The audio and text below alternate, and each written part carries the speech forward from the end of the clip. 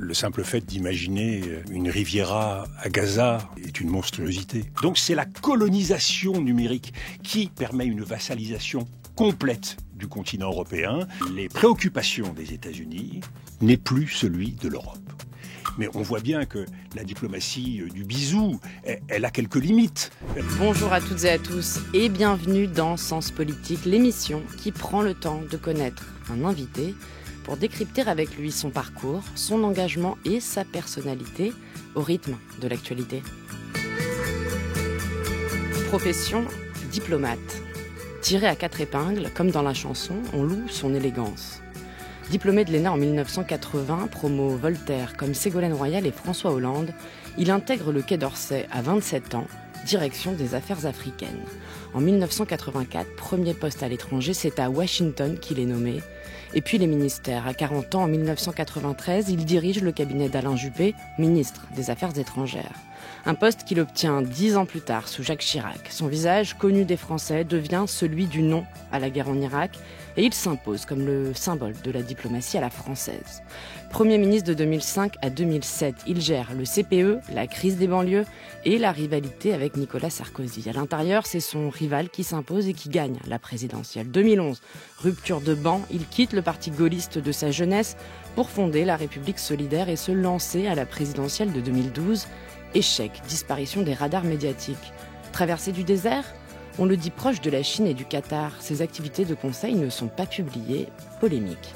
Depuis le 7 octobre, l'élection de Donald Trump et la guerre en Ukraine, sa voix revient en force sur la scène nationale. Dans la droite ligne de la tradition de la politique arabe de la France sous Jacques Chirac, il maintient son cap malgré les oppositions. Il aime la liberté et soliloquer. Il dit que devenir président, ça demande du temps. Cette semaine, il est arrivé triomphalement dans le baromètre des personnalités préférées des Français, devançant Édouard Philippe. Alors, qu'a-t-il en tête et que veut-il pour notre vieux pays ? Bonjour Dominique de Villepin. Bonjour.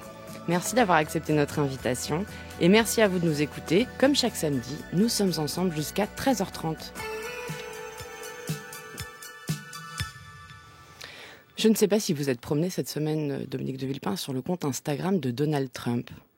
Il a publié une vidéo entièrement réalisée par intelligence artificielle de ce qu'il appelle Trump Gaza, la bande de Gaza qu'il aurait entièrement reconstruite en Riviera, avec une statue en or de lui à l'entrée, Elon Musk et Benjamin Netanyahou qui boivent des cocktails ou dansent sur la plage. Que vous inspire cette prise de position, si on peut l'appeler comme ça, du président américain ? L'incompréhension croissante entre deux mondes, deux sociétés. Le simple fait d'imaginer une Riviera à Gaza au sortir de l'épreuve qu'a connue Gaza est une monstruosité. Et c'est surtout une méconnaissance complète de la culture de cette région, de la culture palestinienne, de l'identité palestinienne. Donc ça montre l'incapacité profonde de ceux qui dirigent le monde à pouvoir penser l'avenir à la place des peuples qu'ils seraient censés servir. Donc nous sommes devant quelque chose qui n'a pas d'avenir et qui nous conduira à une impasse. Il n'y a pas besoin d'être un grand géopoliticien pour le dire. Et c'est peut-être une des caractéristiques les plus intéressantes du monde d'aujourd'hui. C'est que nous savons très en avance ce qui va se passer. Nous voyons venir les crises, nous voyons venir les murs. Et c'est parce qu'il y a des automatismes. Il y a dans certaines visions, comme celle de Donald Trump vis-à-vis de l'Europe, il y a dans les visions de Donald Trump sur l'Ukraine ou sur le Proche-Orient, des automatismes qui enclenchent mécaniquement des catastrophes. Et nous pouvons les anticiper. Vous dites qu'on peut avoir une vision des choses, qu'on peut anticiper, mais sur ce conflit entre Israël et Gaza, sur ce conflit au Proche-Orient, comment peut-on imaginer une suite, voire même une issue favorable alors qu'il dure depuis toutes ces années ? Ce n'est pas parce que c'est difficile que c'est impossible. Et ce n'est pas parce que c'est difficile que nous n'avons pas le devoir de continuer à essayer. Quelles sont les leçons que l'on peut tirer de l'expérience tragique de cette région? Et j'en reviens sur chaque sujet. C'est une conviction profonde. Si nous ne tirons pas les leçons de l'expérience, nous ne pouvons pas avancer. Quelles sont les leçons que l'on peut tirer? C'est que l'emploi de la force brute, de la force militaire, de façon récurrente depuis 1948, n'a jamais conduit à la stabilité, n'a jamais conduit à une sécurité durable et n'a jamais conduit à la paix. Et c'est donc qu'il faut s'appuyer sur des principes pour reconstruire cette région et, si possible, construire la paix. Et ça passe par une vision politique, et en l'occurrence, par ce qui constitue l'injustice de 1948, c'est la création d'un État palestinien. Vous savez, quand vous êtes malade, il faut faire baisser la température et il faut vous soigner. Il faut réparer. Cette région a besoin d'être réparée et elle ne trouvera pas d'équilibre tant que ça n'aura pas été fait. Cette semaine, il y a eu plusieurs résolutions à l'ONU que vous connaissez bien, qui ont été votées ou pas votées sur la guerre en Ukraine. Et il y a une forme de nouvelle alliance qui semble se dessiner entre les États-Unis, la Russie et Israël, qui n'ont pas voté la résolution européenne qui réclamait le retrait des troupes russes d'Ukraine pour une paix durable. Est-ce que, selon vous, Dominique de Villepin, c'est bien une nouvelle alliance qui est en train de se jouer sous nos yeux? Oui, c'est un basculement. Le basculement géopolitique n'est pas nouveau. Nous le voyons se dessiner depuis de nombreuses années et il s'est accéléré depuis le 11 septembre 2001. Mais ce basculement, il prend une forme aujourd'hui inédite parce que nous ne sommes pas seulement dans une logique d'affirmation de nouveaux empires, dans une logique de confrontation entre les États-Unis et la Chine. Mais il y a en quelque sorte une nouvelle alliance qui se forme, qui a en tout cas un certain nombre de points communs sur le plan idéologique et qui crée une proximité entre Donald Trump, Vladimir Poutine et peut-être d'autres demain. Et qui a pour conséquence de provoquer un éloignement très grand, pour ne pas dire un fossé, entre les anciens alliés, les États-Unis et l'Europe. Cette division, ce découplage au sein de l'Occident entre l'Europe et les États-Unis, il a des conséquences très grandes parce qu'il se décline pas seulement sur le plan géopolitique, il se décline sur le plan politique et idéologique. On l'a vu avec le discours de J.D. Vance, le vice-président américain à Munich. Il se découpe sur le plan économique avec le protectionnisme. Donald Trump vient de décider des barrières douanières de 25% vis-à-vis des Européens. Et il a aussi une incarnation technologique et qui est majeure. Parce que je pense que c'est l'objectif le plus important aujourd'hui pour l'administration Trump et pour les techno-entrepreneurs américains. C'est de prendre possession des esprits européens. Donc c'est la colonisation numérique qui, une fois qu'elle est réalisée, permet une vassalisation complète du continent européen dans une logique donc de prédation. Une question de Tara qui nous écrit de Washington. La dernière fois que les relations franco-américaines ont été aussi entravées remonte à votre discours de 2003 sur la guerre en Irak. Pensez-vous que nous sommes dans un moment du même type ou dans une rupture bien plus profonde ? Oui, je crains que nous ne soyons plus du tout dans un moment. L'opposition qui a existé entre la France et d'autres pays et les États-Unis en 2003, c'était une opposition sur une vision du Moyen-Orient. C'est une opposition face à des néoconservateurs qui avaient en tête un rêve fou de, par la force militaire, par le changement de régime, réenchanter le Moyen-Orient et imposer la démocratie. C'était absurde, on leur a dit depuis le premier jour, ça devait créer le chaos, et ça a créé le chaos, et le terrorisme international qui a été décuplé. Aujourd'hui, nous sommes dans quelque chose qui est beaucoup plus structurant. C'est pas juste une poussée de fièvre d'un président américain, c'est une véritable nouvelle vision du monde. À travers à la fois un révisionnisme de l'ordre mondial, les États-Unis se retirent de l'ordre multilatéral, recherchent des accords bilatéraux avec un souci transactionnel. On fait des deals et on fait des accords à droite et à gauche. Et tout cela se double d'une volonté impériale avec des choses qui nous paraissent impensables, comme mettre la main sur le Groenland, s'élargir au Canada, rebaptiser le golfe du Mexique en golfe d'Amérique. Donc vous voyez bien que c'est une transformation complète de l'échiquier international. Est-ce qu'il faut acter aujourd'hui, Dominique de Villepin, que les États-Unis ne sont plus nos alliés ?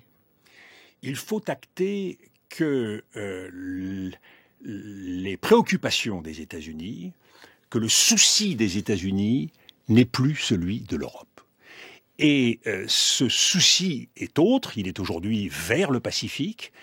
Il n'est plus non plus dans une volonté d'alliance qui établisse une relation privilégiée, puisque nous sommes plutôt plus maltraités que d'autres qui sont considérés traditionnellement comme des adversaires des États-Unis. Et la relation avec Poutine est exemplaire, puisqu'ils en sont à discuter partenariat économique, exploitation de gisements énergétiques, voire même de terres rares en Ukraine. Donc c'est pour vous dire qu'il y a véritablement un intérêt commun qui s'est construit, là où l'intérêt des Américains pour la protection des Européens, eh bien, elle n'est plus là. Donc oui, nous avons le devoir de constater cette réalité et d'en tirer une fois de plus, là encore, toutes les leçons. Emmanuel Macron s'est rendu à la Maison-Blanche lundi. Comment le diplomate que vous êtes voit l'action du président de la République depuis ces fameux 15 jours avant l'invasion russe où il est à cette grande table face à Vladimir Poutine jusqu'à cette prise de leadership en Europe cette semaine? Le conflit en Ukraine a mis à l'épreuve toutes les chancelleries. Et donc, il n'y avait pas de stratégie clé en main, facile à adopter. C'est un changement progressif qui s'est fait pour la plupart des dirigeants du monde. Et c'est normal. Il faut s'adapter à une réalité qui s'impose à vous et qui n'a pas été pensée précédemment. Mais... Donc cela s'accompagne de changements d'orientation, d'hésitation, et une fois de plus, tout ça c'est normal. Mais aujourd'hui, nous n'en sommes plus là. Aujourd'hui, nous savons pertinemment qu'il y a un risque majeur pour l'Europe à accepter le fait accompli de l'agression russe. Il y a un risque majeur pour la sécurité des Européens. Il y a un risque majeur pour l'ordre international, puisque récompenser une agression comme celle de la Russie, c'est mettre à bas le droit international et l'ordre international de 1945 et de 1991. Et donc, nous avons le devoir d'affirmer notre propre vision. Ce qui était...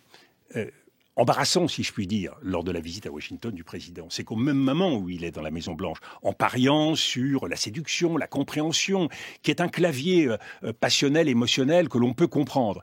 Mais on voit bien que la diplomatie du bisou, elle a quelques limites aujourd'hui. Et donc, je pense qu'il faut la remiser. Nous sommes dans un temps où, quoi qu'il arrive, il faut prendre une distance. De la gravité, de la sobriété, de la dignité, parce qu'au même moment où Emmanuel Macron était dans le bureau de la Maison-Blanche, eh bien, il y a, vous l'avez rappelé, ces deux résolutions votées par les États-Unis et qui marquent ce revirement stratégique, l'Amérique passant du côté des États qui, hier, étaient ses ennemis de prédilection. Dans ce temple des Nations Unies, nous sommes les gardiens d'un idéal. Nous sommes les gardiens d'une conscience. La lourde responsabilité et l'immense honneur qui sont les nôtres doivent nous conduire à donner la priorité au désarmement dans la paix. Et c'est un vieux pays, la France d'un vieux continent comme le mien, l'Europe, qui vous le dit aujourd'hui, qui a connu les guerres, l'occupation, la barbarie, un pays qui n'oublie pas et qui sait tout ce qu'il doit aux combattants de la liberté venus d'Amérique et d'ailleurs, et qui pourtant n'a cessé de se tenir debout face à l'histoire et devant les hommes. Fidèle à ses valeurs, il veut agir résolument avec tous les membres de la communauté internationale. Il croit en notre capacité à construire ensemble un monde meilleur. C'est votre voix, Dominique de Villepin, qu'on reconnaît le 14 février 2003 devant le Conseil de sécurité des Nations Unies à New York. À la fin de votre discours, vous êtes applaudi, ce qui est très rare dans cette enceinte. Et on est très loin, pour reprendre votre expression, de la diplomatie des bisous. Oui, parce que le temps était d'une gravité exceptionnelle, puisque nous savions déjà ce qui allait se passer. Et ce qui importait à ce moment-là pour la diplomatie française, c'était d'ouvrir les yeux de la communauté internationale. Que chacun comprenne que ce n'était pas une opposition qui allait s'affirmer entre l'Occident, le Moyen-Orient et le monde, mais un choix des Américains comme nation, avec d'autres nations, dont la France, avec l'Allemagne et d'autres pays, qui, eux, auraient souhaité choisir une autre voie, une voie de la sécurité collective, j'insiste sur le mot collectif, une voie fondée sur des inspections qui se déroulaient en Irak et qui donnaient des résultats. Et il y avait donc une mécanique, un outil qui était en train de se dessiner pour lutter contre le risque de prolifération qui s'est confirmé en Corée, en Iran, etc. Alors même que les États-Unis voulaient utiliser la force militaire, sans aucune stratégie politique.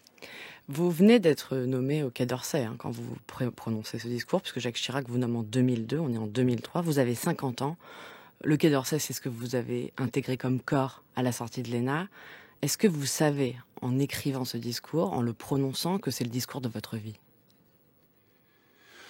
Je sais, puisqu'il y a eu plusieurs rendez-vous devant le Conseil de sécurité, et donc plusieurs discours, que c'est un moment clé. Et d'ailleurs, quand je m'assieds, arrivant du Concorde depuis Paris, quand je m'assieds dans la salle du Conseil de sécurité, je crois que le véritable mur de médias, de presse, de caméras en disait assez long sur cette attente qui était derrière cette réunion, ce moment.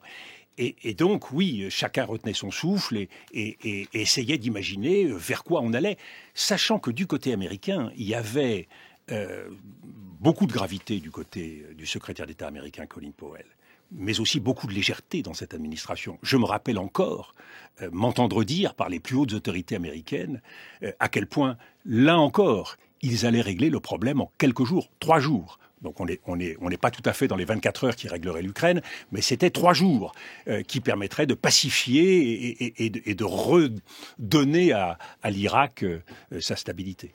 Il paraît que Jacques Chirac a relu ce discours à la virgule près, et j'aime beaucoup... Nous avons, comme toujours avec Jacques Chirac, une relation de confiance absolue. Donc j'ai donné à Jacques Chirac à lire ce discours, et il n'en a pas changé une virgule. C'est pour vous dire à quel point la confiance existait entre nous. France Culture, Sens Politique, Astrid de Vilaine.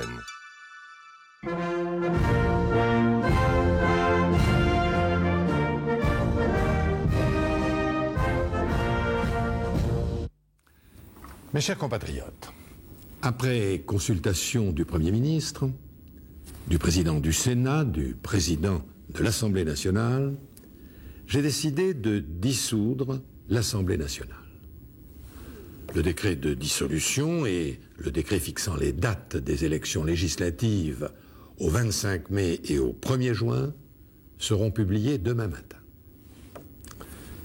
Pourquoi, au risque de vous surprendre, me suis-je résolu à user maintenant du pouvoir que me confère l'article 12 de la Constitution pour abréger le mandat d'une assemblée que j'ai tenu à conserver en 1995, dont la majorité a soutenu loyalement le gouvernement, une assemblée qui a contribué à définir les lignes de force d'une France moderne et compétitive et à laquelle je tiens à rendre hommage.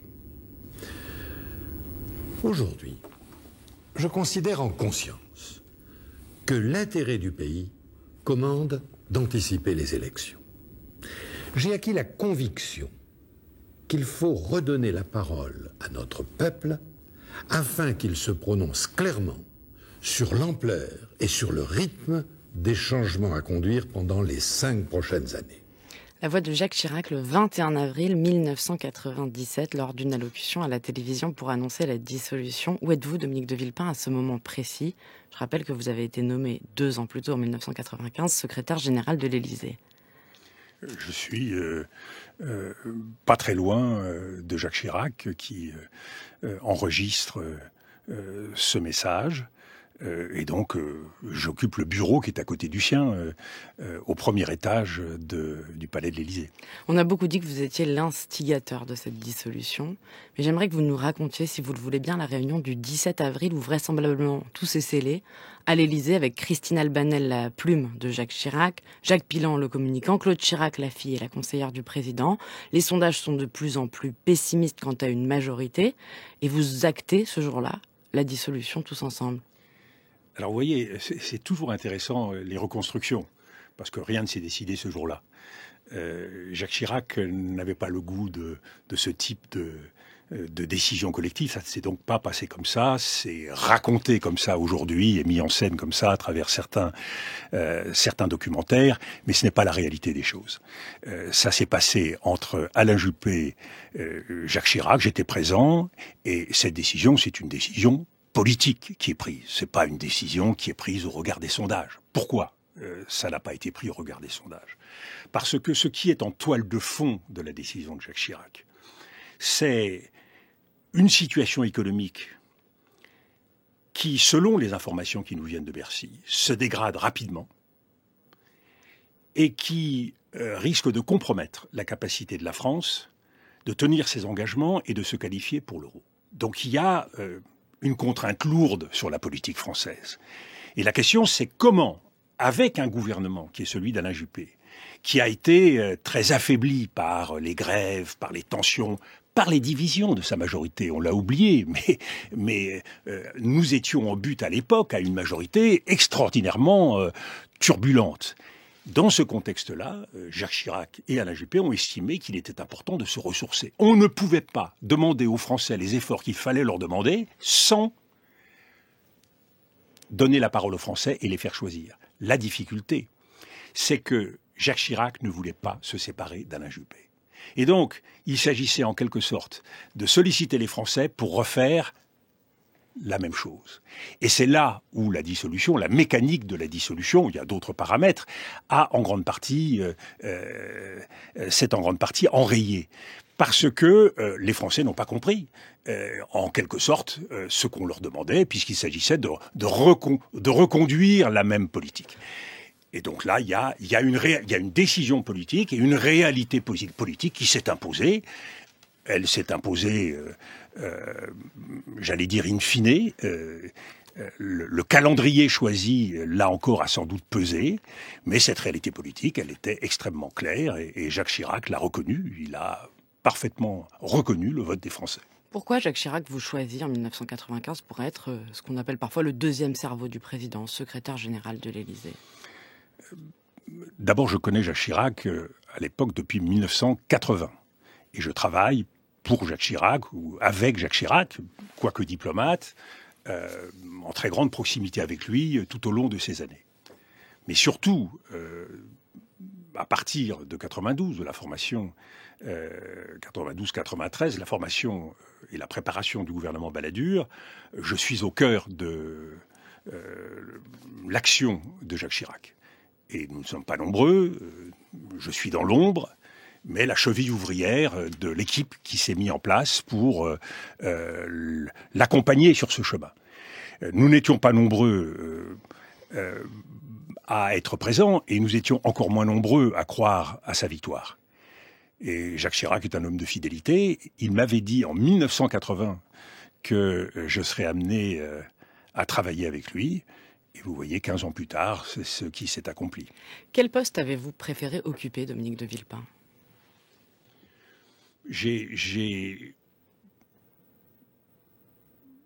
J'ai aimé tous les postes que j'ai occupés, parce que c'était des postes de responsabilité, même s'ils sont très différents entre le rôle de directeur de cabinet d'un ministre, d'un grand ministre comme Alain Juppé des Affaires étrangères, le secrétariat général, l'Intérieur, le Quai d'Orsay, le Premier ministre. Le poste que j'ai peut-être le plus apprécié, parce que c'était un temps de proximité de tous les instants, c'est celui de secrétaire général avec Jacques Chirac. Le fait d'être dans le secret véritable des choses, mais aussi, parce qu'il ne faut pas se le nier, dans la douleur aussi des choses, parce que le pouvoir, c'est pas un long fleuve tranquille, c'est partager beaucoup d'angoisse, beaucoup d'inquiétude. C'est sans doute, ce moment-là d'affection, d'estime profonde et de service, parce que partout où j'ai été, c'est l'esprit de service qui l'a emporté. C'est étonnant que vous parliez de ce poste-là, parce que dans votre livre « Notre vieux pays », publié en 2011 chez Plon, vous dites que ce poste-là, ainsi que Matignon, vous aurait coupé du pays. Et d'ailleurs, vous parlez beaucoup des Français dans ce livre, et ça m'a marqué parce qu'on dirait que les choses n'ont pas beaucoup changé. Page 13, vous dites Ils attendent tout de l'État, mais ne supportent pas qu'il se mêle de leur vie. Ils veulent que tout soit comme avant, mais exigent le progrès pour tout ce qui est commode. Ils trouvent qu'il y a trop d'étrangers, mais ils tapent le carreau avec eux sans leur demander leur papier d'identité. Le général de Gaulle avait une formule assez saisissante pour qualifier ce tempérament français. Quand ils ne sont pas malheureux, ils sont mécontents, et quand ils ne sont pas mécontents, ils sont malheureux. C'est dire oui, nous sommes un peuple très particulier, au destin particulier, et il y a donc un destin français, et il y a aussi un malheur français.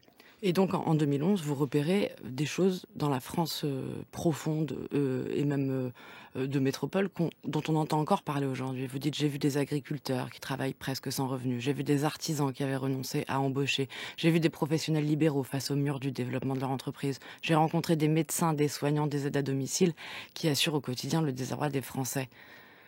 C'est la réalité française. Et c'est aussi, malheureusement, la réalité du pouvoir.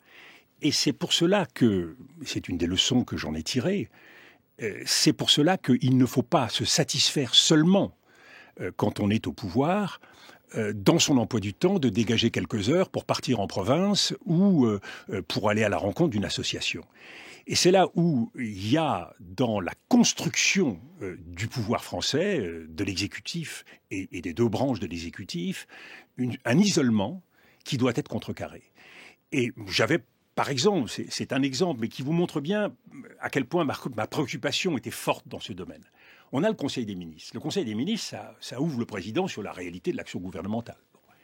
Moi, j'avais proposé qu'on ait un conseil des régions, 2 fois par mois, que le président puisse organiser exactement comme le Conseil des ministres, un conseil avec l'ensemble des présidents de région pour avoir accès à la réalité des territoires, c'est-à-dire au vécu des Français. Cette question de l'isolement, elle est doublement problématique. Le fait qu'on ait coupé effectivement de la réalité, de la préoccupation et souvent de la souffrance des Français, et deuxièmement, qu'on subit une deuxième agression, un deuxième enfermement, qui est celui de l'esprit de cour. Toute la culture, toute notre histoire porte en France la cour à aller dans le sens du monarque. Et ça, c'est un véritable drame. Nous manquons dans le service de l'État et en dehors de gens capables de dire tout à fait ce qu'ils pensent au chef de l'État. Et c'est comme cela que ma rencontre s'est faite avec Jacques Chirac en 1980. C'est sur cette base-là, Jacques Chirac m'a dit, puisque j'avais contesté ce qu'il me disait, il m'a dit, un jour nous travaillerons ensemble, parce qu'on a besoin de gens qui vous disent les choses. Et pourtant, Dominique de Villepin, vous n'avez jamais souhaité vous présenter au suffrage universel direct, notamment localement. Alors c'est un peu plus compliqué que ça. C'est pas que je n'ai jamais souhaité. Et ça tient à des pratiques et à des personnalités. Jacques Chirac, quand il aimait bien certaines personnes, c'était mon cas, c'était le cas par exemple d'Alain Juppé, était assez peu soucieux de les encourager à l'élection. Je dirais même, il était même prompt à les dissuader. Moi, j'ai vécu avec Alain Juppé, j'avais des attaches personnelles à Bordeaux, puisque je suis familialement proche de Jacques Chaban-Delmas, et j'ai vu à quel point Jacques Chirac voulait dissuader Alain Juppé d'être candidat à Bordeaux. Pourquoi ? Jacques Chirac avait besoin de cette proximité avec les gens auxquels il croyait, et donc tout ce qui pouvait les éloigner de cette tâche de proximité et de conseil, il ne les encourageait pas. Et puis la vie a fait que j'ai été aspiré par ces fonctions, et que donc la question de l'élection ne s'est jamais véritablement posée pour moi. Est-ce que vous êtes un insoumis ? Je suis né en Afrique. J'ai été aux avant-postes de la décolonisation. Je l'ai vécu aux premières loges, ma famille ayant habité en Algérie, puis après au Maroc. J'ai grandi en Amérique latine, j'ai vu les révolutions violentes qui existaient là-bas, et je suis profondément sensible à l'aspiration des peuples et à l'importance pour tout pouvoir d'essayer d'y répondre. Mais toute ma carrière s'est construite avec une double exigence. La première, c'est le volontarisme. Il faut avancer avec des projets qui défendent l'intérêt général. Mais la deuxième, qui est issue du gaullisme, c'est une politique d'équilibre. Et en toutes circonstances, j'ai un objectif, c'est la mesure. Et c'est au nom de la mesure que je prends les positions que je prends sur l'Irak avec Jacques Chirac. C'est au nom de la mesure que je prends les positions que je prends sur le Proche-Orient, parce que on oublie dans le risque de guerre qui est pris par le gouvernement Netanyahou qu'il y a derrière l'escalade le risque d'être sans issue, de tomber dans une impasse. Et c'est au nom de la mesure, donc, que je me positionne, par exemple aujourd'hui, sur l'Algérie, parce que je crois que vouloir rentrer dans la surenchère et dans l'escalade, on sait où ça commence, on ne sait pas où ça termine. Et quand on est devant des enjeux brûlants, il est important d'éviter d'être saisi par l'aventure. Nous connaissons les risques de la diplomatie ou de la politique de la canonnière. Je crois que nous ne sommes plus au temps des colonies.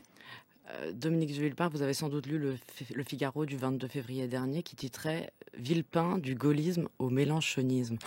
Vous avez sans doute vu le sondage publié dans Le Point la même semaine de Cluster 17, deuxième personnalité politique préférée des électeurs insoumis derrière Jean-Luc Mélenchon. Et j'ajoute cette question de Léa qui nous écrit sur Instagram. Comment vivez-vous le fait de séduire de plus en plus un électorat LFI compatible ? Vous savez, je ne fais pas de la politique avec l'idée de séduire qui que ce soit. Je vous l'ai dit, à chaque étape de ma vie, mon engagement a toujours été celui du service et d'un devoir que j'estimais devoir remplir. Et c'est parce que aujourd'hui il y a des menaces sur la République, sur l'État-nation, sur la démocratie, que je reprends la parole et que je me mets à essayer de rappeler un certain nombre de choses qui me paraissent importantes dans cette période. Mais là encore, parlons concrètement. Sur la question des institutions, je ne fais pas partie des adeptes de la 6e République.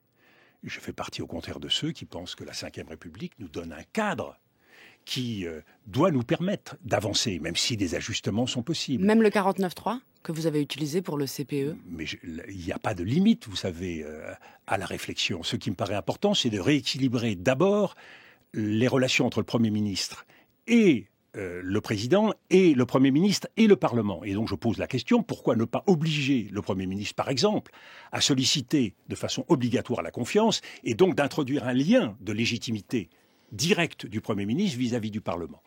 Donc il y a des adaptations qui sont absolument indispensables. Mais prenons d'autres exemples sur les questions de politique étrangère, qu'il s'agisse de l'Ukraine où depuis le premier jour, j'ai dénoncé l'agression russe, sur le Proche-Orient et la question palestinienne depuis le 7 octobre, ou depuis le premier jour, j'ai dénoncé le terrorisme du Hamas. Sur chacun de ces points, l'antisémitisme, que je n'ai jamais considéré comme résiduel, sur tous ces points, vous voyez, je me réfère par rapport à des convictions qui sont anciennes et je n'ai jamais varié. Et c'est sans doute ce qui agace une partie de la classe médiatique et politique. La question, Dominique de Villepin, et elle se posait d'ailleurs déjà en 2007, j'ai lu un article dans Le Monde de Raphaël Baquet qui disait la même chose, c'est quel est votre espace politique ? Là encore, si vous partez de la fin, c'est-à-dire j'aurais une ambition présidentielle, effectivement, vous avez raison de me poser la question. Mais ce n'est pas le sujet pour moi aujourd'hui. Le sujet, c'est qu'il y a un combat mené, il y a un silence que je qualifierais d'assourdissant d'une grande partie de la classe politique sur des grands enjeux qui concernent les Français et qui vont déterminer leur avenir. On a du mal à ne pas voir des ambitions présidentielles dans tout ce que vous êtes en train de dire en ce moment et encore aujourd'hui, Dominique de Villepin. Voyez-vous, ça prouve qu'il y a un doute chez un certain nombre de représentants de la classe politique et médiatique sur ce qu'est l'esprit de service. Moi, j'appartiens à une famille de militaires. J'appartiens à une famille où l'esprit de service, c'est tout. On s'engage pour son pays. Et quand ce pays est en danger, or aujourd'hui, il n'y a pas besoin d'être un grand analyste pour voir que la République est en danger, eh bien, on donne tout ce que l'on a. Et ce que j'ai, moi, aujourd'hui, c'est quoi ? C'est une expérience et la capacité à tirer des leçons là où d'autres veulent à chaque fois emprunter les mêmes chemins. De la surenchère, de l'extrémisme dans un monde, et c'est important à rappeler, où la doctrine aujourd'hui, qui est celle de l'illibéralisme, du despotisme démocratique, comme aimait à dire Tocqueville, c'est celle de l'illimitisme. Il n'y a plus de limites et il n'y a plus de mesures. Ensuite, il y a une forme de trou noir dans la vie politique française, en tout cas une période où vous disparaissez un peu des radars médiatiques de 2012 à 2022. Vous êtes avocat, vous créez ce cabinet de conseil Villepin International, vous entretenez des liens avec la Chine et le Qatar, et on vous reproche notamment... Non, permettez-moi de corriger. Allez-y. Je n'entretiens aucun lien avec le Qatar. Jamais. Vous êtes ami de la famille princière Al-Thani. Oui, mais madame, je connais une étudiante qui vient à Paris, ça ne fait pas de vous quelqu'un qui a des liens avec Ça le vous Qatar. met mal à l'aise ce sujet à chaque fois. Mais pas du tout, au contraire, je vous clarifie les choses. Je clarifie les choses parce que on ne peut pas dire tout et n'importe quoi. Oui, mais parce qu'on vous reproche de ne pas publier vos comptes et de préférer payer une amende annuelle de 3 000 non, €. je n'ai jamais payé d'amende. Ah bon? Jamais. Oui, mais C'est savez, dans un madame, article du Monde. Vous êtes mais oui, mais dans un article du Monde, mais C'est le Monde, faux. il arrive que le Monde dise des choses fausses. Je n'ai jamais payé une amende. De 3 000 € plutôt? Jamais. Ok. Jamais. Et par ailleurs, ce qui est essentiel, je n'ai jamais travaillé pour aucun État. Et ma société n'a jamais eu aucun contrat avec des États du Golfe. Soyons clairs, parce qu'il y a un moment, il faut remettre les pendules à l'heure. Ce n'est pas moi qui ai introduit le Qatar au PSG. Ce n'est pas moi qui ai exempté fiscalement le PSG. Ce n'est pas moi qui ai travaillé à faire en sorte que la Coupe du Monde ait lieu au Qatar. Comment se fait-il que mon nom, parmi les responsables politiques français, soit cité alors que ceux qui ont effectivement des relations suivies et développées avec ces États ne sont jamais mentionnés? C'est dire à quel point, à travers moi, c'est autre chose que l'on veut régler. C'est quoi? C'est le fait que ce que je dis sur un certain nombre de grands sujets dérange. C'est le fait que ce que je le dis haut et fort. Je n'entre pas dans le jeu politique et le jeu politicien. Ce que je le dis pour les Français. Et j'estime que sur le plan démocratique, c'est une absolue nécessité. Est-ce que vous n'avez pas peur, Dominique de Villepin, maintenant que vous faites ce retour dans la vie politique française, d'être un peu en décalage avec le nouveau monde? Je crains l'inverse. Je crains d'être un peu en avance, puisque je n'ai jamais cessé d'essayer d'expliquer ce qui allait se passer. Et je ne crois pas m'être beaucoup trompé sur les risques qui nous attendaient. Quand, en 2003, je prends date avec une Amérique qui perd la boussole, on anticipe déjà ce que va devenir le trumpisme. Quand je dénonce la logique illibérale d'un certain nombre d'États, on voit bien qu'aujourd'hui, c'est ce qui est en train de gagner les esprits. Mais quand Europe. certains de vos proches de République Solidaire font passer des messages dans le Parisien cette semaine pour dire qu'une tribune d'élus va vous appeler à la rescousse, Villepin président. C'est dans le Parisien cette semaine, Dominique de Villepin. Je n'ai eu aucun contact avec le Parisien et aucune des personnes proches de moi n'a pu être contactée par le Parisien. Il parle en on, votre conseiller Asdin Ouis. Mais je ne le connais pas. Ah bon? C'est votre premier fan? Mais non, mais vous savez, il y a des fans qui peuvent venir de partout. Je ne le connais pas. C'est une association qui s'est montée. Je n'ai jamais rencontré cette personne et je n'ai jamais eu aucun contact avec ce site. Jamais. Mais vous voyez, c'est intéressant et il faut s'arrêter là-dessus. Parce que la démocratie française aujourd'hui, elle souffre en permanence de ces petits jeux, de ces petites manipulations, de ces rumeurs, de la suspicion. Et c'est pour ça que je l'ai souvent dit. On me reproche, mais pourquoi une bonne fois pour toutes, tu ne fais pas un procès en diffamation à X? Pourquoi tu ne contre-attaques pas sur ceci ou sur cela? Mais je passerai ma vie à contrer les rumeurs. Vous voyez, quand vous avez une personnalité qui dépasse un peu ce qu'on a l'habitude de rencontrer dans la rue, eh bien, par définition, vous attirez la foudre, vous attirez la jalousie, vous attirez la critique. Mais là, vous me parlez depuis 5 minutes de gens et de choses que je ne connais pas. Est-ce que vous savez déjà où vous ferez votre déclaration de candidature? Mais là encore, j'allais dire, vous vous en ferez. Non, la question ne s'est jamais posée pour le moment. Et elle se pose d'autant moins que mon engagement, mon combat, il est d'abord aujourd'hui pour essayer d'empêcher ce qui se dessine et qui se dessine dans les prochains mois. Donc c'est un combat de l'urgence pour essayer de faire en sorte que les Français puissent voir et comprendre ce qui se passe. Sens politique, l'archive de l'invité.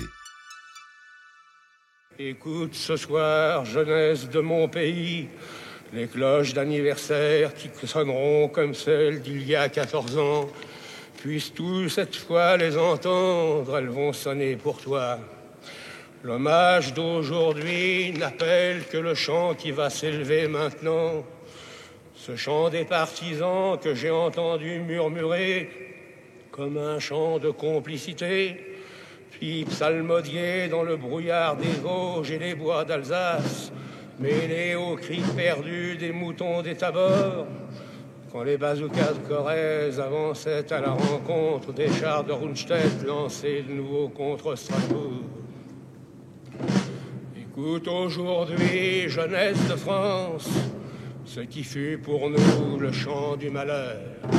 C'est la marche funèbre des cendres que voici, à côté de celle de Carnot avec les soldats de l'an 2, de celle de Victor Hugo avec les Misérables, de celle de Jaurès veillée par la justice, qu'elles reposent avec leur long cortège d'ombres défigurées.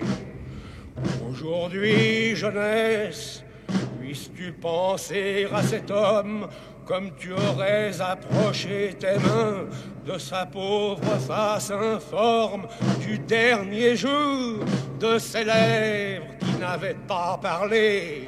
Ce jour-là, elle était le visage de la France.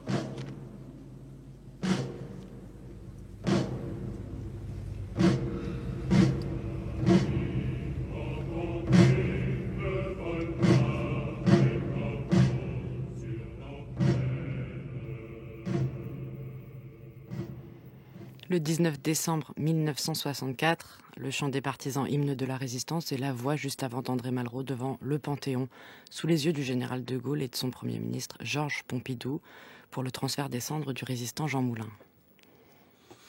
J'avais 11 ans et j'habitais en Amérique latine. J'ai entendu sur la radio de mon père ce discours et